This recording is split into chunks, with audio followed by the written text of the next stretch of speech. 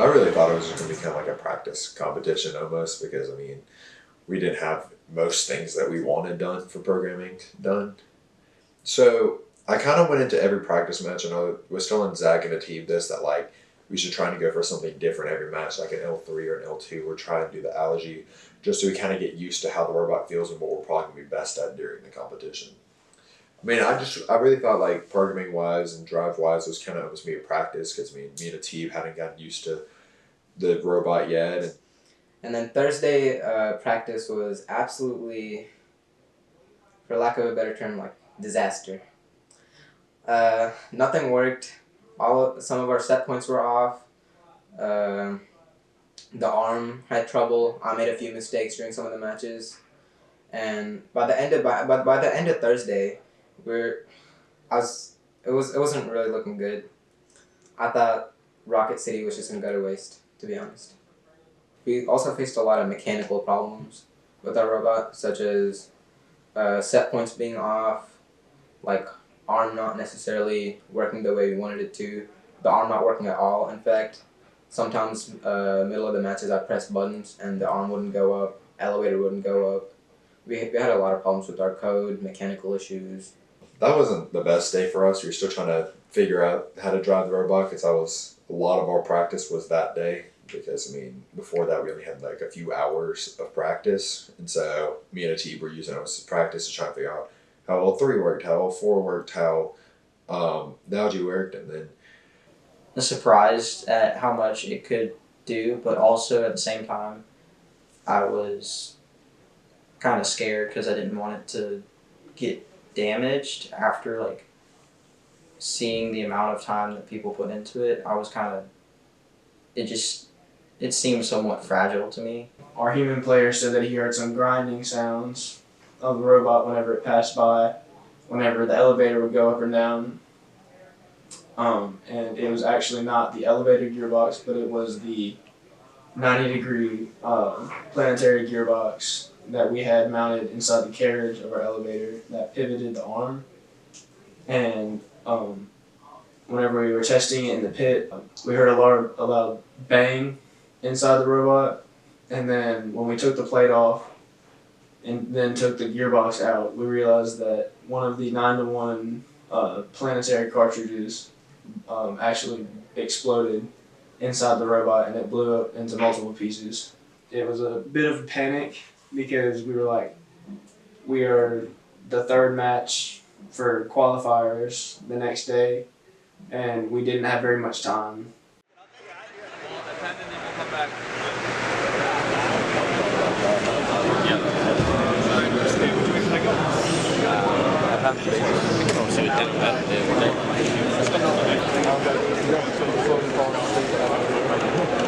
Okay, let me go to like two.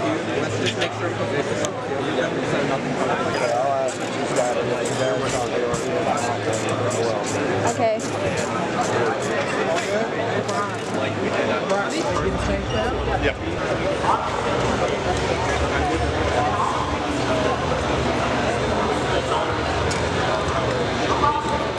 Scouting helps the team just because some people in pit just can't see the matches, or when you're in pit and drive team, it's just hard to look at the robots and actually just analyze them.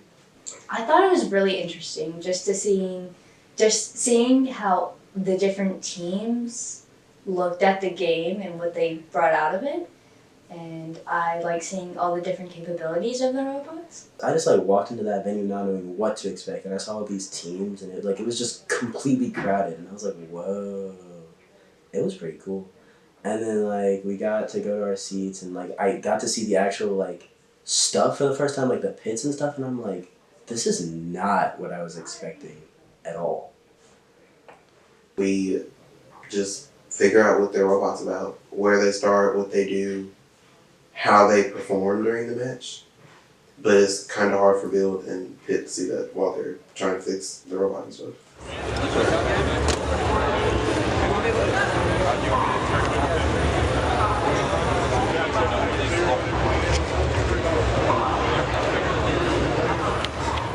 So we got the new gearbox made and we got it mounted. And the arm, when it went to the human player set point, it instead of being pointed up, it was pointed backwards. Like it was inverted 180 degrees. And we didn't understand what was wrong with it. We tried to change the set points in code. The first 2 matches were qualification, were questionable. It still looked like the day before from practice matches. Nothing's working. Because all of the sensors were plugged in right, all of the motor controllers were fine, there was no CAN issues, no power issues. And then we realized that when we went into the Rev hardware to actually see what the encoder was reading, we realized that it was actually backwards. So I had to take the arm off and then take the encoder off and actually flip the thing around so that the motor would actually be correct and the encoder would be correct. Somehow we got the code working, the robot started working, the arm actually started working. And then once we did that, Ties it up, 45 all. And 38-24 scores up top at level 4. We started winning and winning and winning and won 7 times in a row. The 7 matches after that were just beautiful.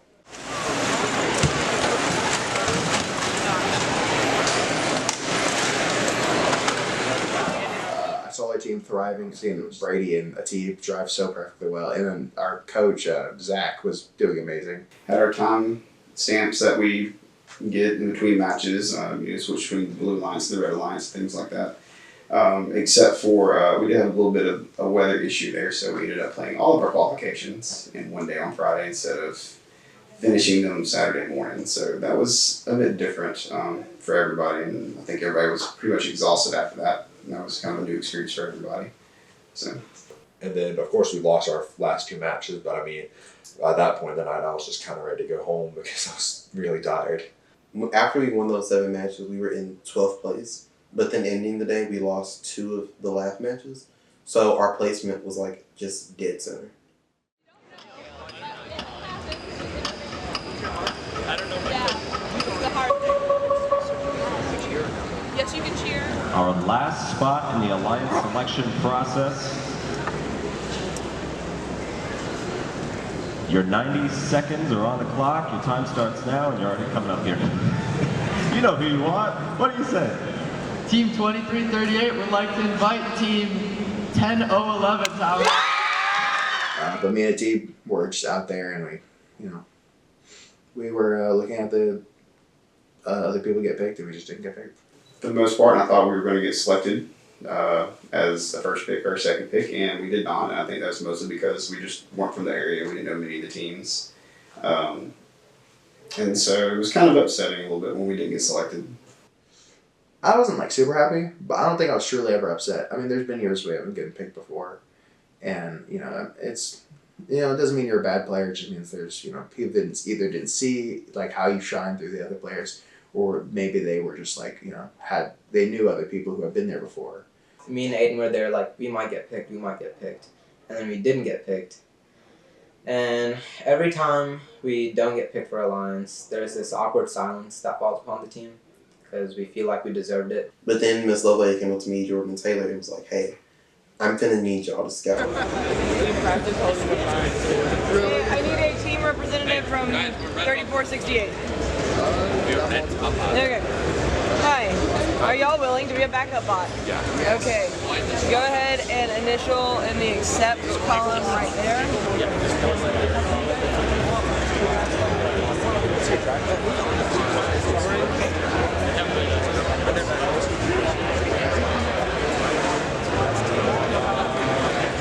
Okay, so what's going on is the Alliance team captain is a kit bot.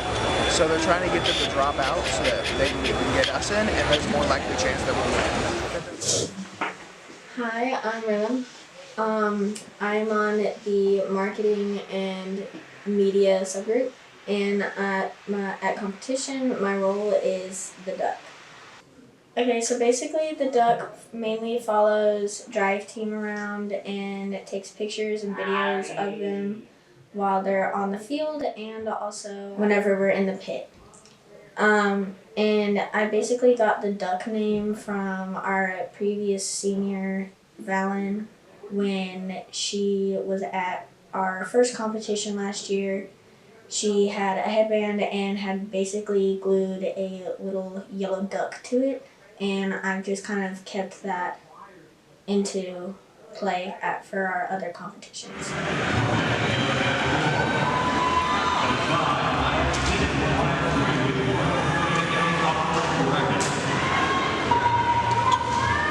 How did your job change?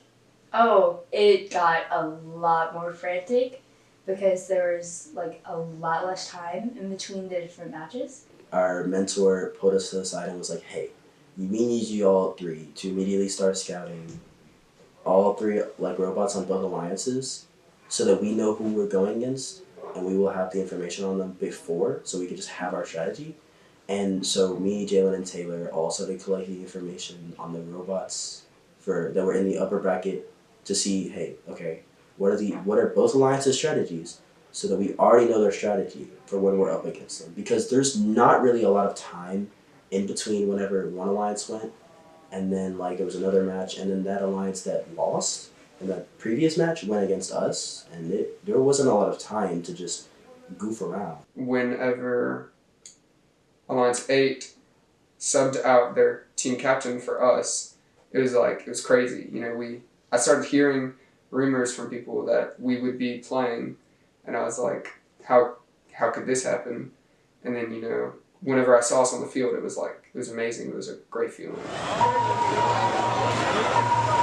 Final 20 seconds. Teams heading back. 34-68 Magnum Tech. One last down. 10 seconds to go. Here's Secret City to get up on a shallow cave. At first it was kind of like it's just another match, but as we progressed it was more and more stress on all of us, but every time we would win it was more of an excitement, like we can do this, and it kind of helped push us forward as we would go. Scoring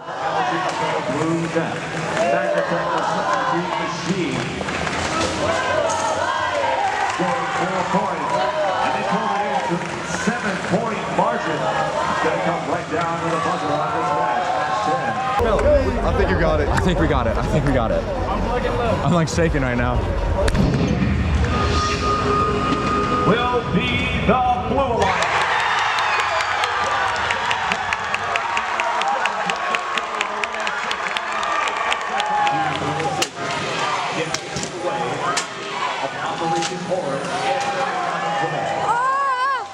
The Red Alliance is pulling away with the score 162. Alliance 8 will move on to face Alliance 1 in match 13. Alliance went on to beat Alliance 3, 4, and 5 before losing to Alliance 1 at the end. But I mean, we battled our way through the losers bracket, which was kind of fun. And I mean, it's the farthest our team's ever gotten in like our history. And so, I mean, it was very interesting to be a part of that and to figure out things on the fly and all that sort of stuff. You know, we got the chance to be the first sub in, and we got put into the second match, and then we ran to the finals the semifinals at that point, and finished in third overall with our alliance. So, and we were the last alliance on the bracket. So, I think we did pretty good once we got in there. As of right now, they're working on a redesign of the robot, and we're working on programming right now to try and get alignment better and get L4 better to hopefully maybe try to go to Bayou and win. Because, I mean, we got so close to just being in the finals matches at Rocket City with an underprepared robots, and we believe we can maybe even get into finals and maybe even win if we can get these things done. Bayou's coming, and we're gonna do just fine.